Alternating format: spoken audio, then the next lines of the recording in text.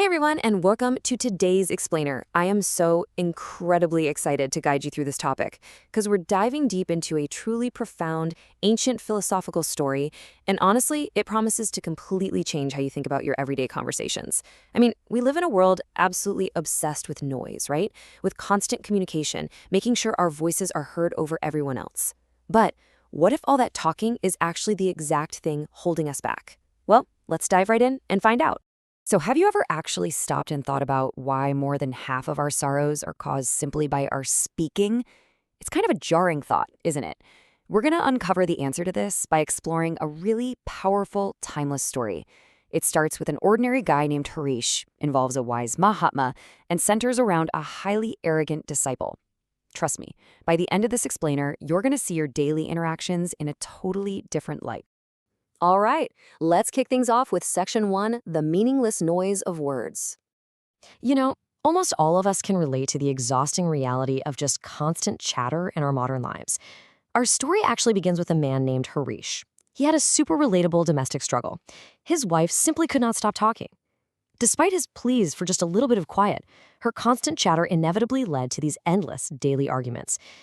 Desperate for a fix, Harish takes her to see a visiting Mahatma out in the forest. But instead of just giving Harish's wife a stern lecture or direct advice, the Mahatma decides to answer with this really eye-opening parable about his own guru's ashram. The Mahatma starts describing a specific disciple from his own guru's ashram who was just notoriously talkative. But we're not talking about friendly banter here. This guy gossiped endlessly. He'd bring back new rumors every single time he went out to collect alms. He was always boasting about his wealthy background, claiming he supposedly gave up a life of luxury just to be there. Basically, he constantly tried to prove he was the absolute smartest person in the room, actively believing he was vastly superior to his peers. His urge to constantly speak was deeply, deeply rooted in his ego and just this desperate need for external validation. Which brings us to Section 2, the Great Vow of Silence. So here's the crucial inciting incident. The guru of the ashram issues a really unique challenge to his students: take a 1-month vow to build willpower and inner strength. Now, while the other students take vows that actually suit their abilities, our talkative disciple marches right up to the guru's hut and literally says, "I do not want to take any small vow, but a great one like myself." I mean, the sheer arrogance is staggering, right? He basically demands a vow worthy of his greatness. So the guru, knowing exactly what this young man needs, gives him a vow that sounds incredibly simple, but is unimaginably difficult for him. Absolute, unbroken silence for 1 entire month. Not a single word. The psychological breakdown here is absolutely fascinating. On day 1, the disciple is strutting around. The silence feels incredibly easy. But by day 2, the heavy burden of all those unexpressed thoughts really sets in. By day 4, it becomes physically toxic. He feels this deep restlessness. His head feels like it's literally splitting. He loses his appetite, and he's reduced to angrily making faces at the other disciples who are just freely chatting. His arrogance completely crumbles as his unexpressed, ego-driven words actually turn into physical illness and suffocation. Moving on to Section 3, Outer Peace, Inner Noise. So the disciple hits his absolute breaking point. He can't breathe, he feels completely suffocated by his own silence. He goes to the guru, writes on a piece of paper, and just begs to be released from the vow. And the guru replies with this incredibly piercing question. If you cannot handle this small vow today, how will you handle the rest of your entire life? He tells him that vows aren't meant to be broken, they build internal power. The choice to quit is his, for sure, but the consequence is a lifetime of weakness. Wow. Those words strike the disciple right in the heart. Without writing another word, he retreats into complete isolation in his hut, absolutely determined not to break. Fast forward 15 days later. Outwardly, the disciple is successful. I mean, his lips are sealed, not a single word spoken to anyone. But inwardly, he confesses to the guru that his mind is an absolute war zone. It's filled with screams, old complaints, questions, just endless chatter.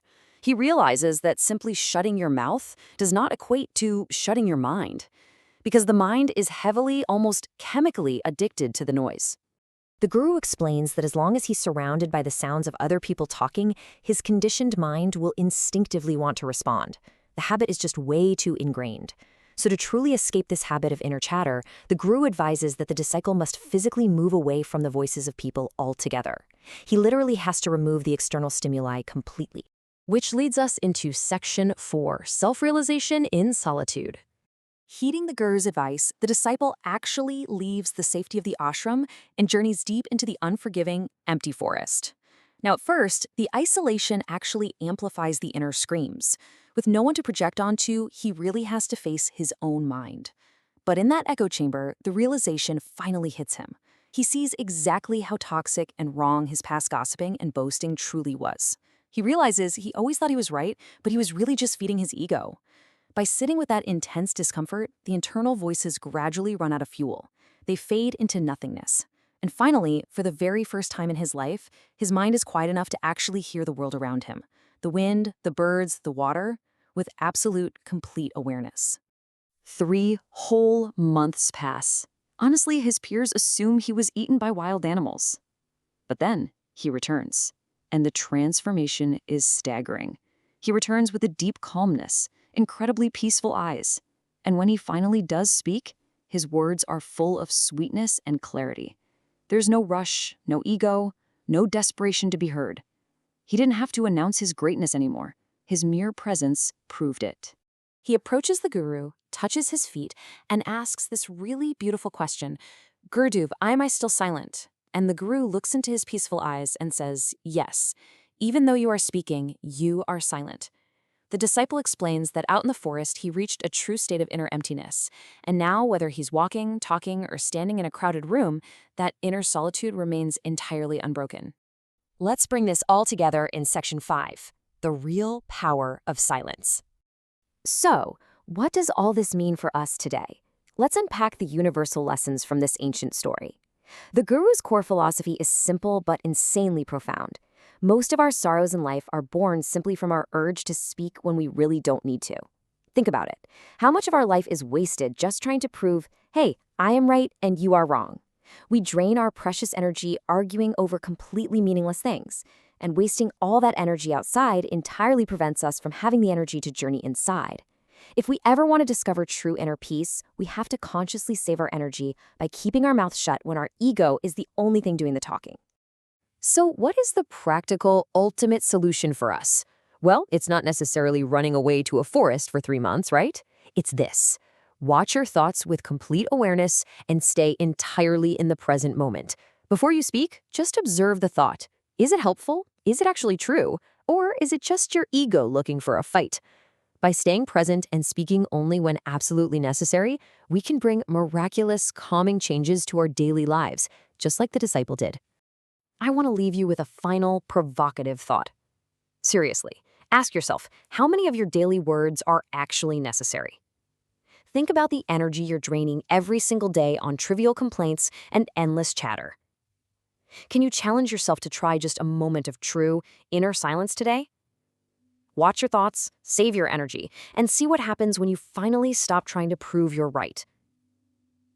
Thank you so much for joining me on this explainer. Stay curious and stay focused.